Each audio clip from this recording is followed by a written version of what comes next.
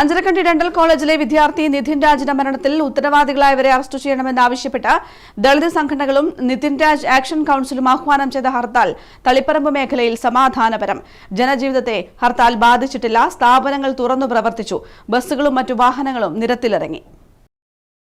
Anjarakandy dental college വിദ്യാർത്ഥി നിതിൻ രാജിന്റെ മരണത്തിൽ സമഗ്രമായ അന്വേഷണം ആവശ്യപ്പെട്ട് വിവിധ ദളിത് സംഘടനകളും നിതിൻ രാജ് ആക്ഷൻ കൌൺസിലും ചേർന്നാണ് സംസ്ഥാന വ്യാപകമായി ഹർത്താൽ സംഘടിപ്പിക്കുന്നത്.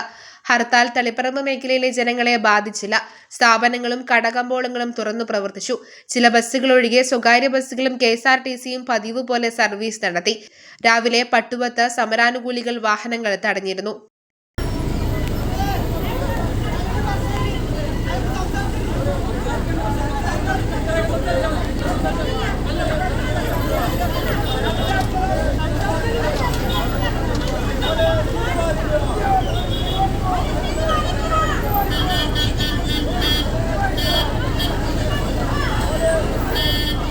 എന്നാൽ വാഹനങ്ങളെല്ലാം നിരത്തിലിറങ്ങി. നിതിൻ രാജിന്റെ മരണത്തിലെ ദുരൂഹത നീക്കുക, ഉത്തരവാദികളുടെ പേരിൽ കൊലക്കുറ്റത്തിന് കേസെടുക്കുക തുടങ്ങിയ ആവശ്യങ്ങൾ ഉന്നയിച്ചാണ് ഹർത്താൽ. News bureau, Taliparamba.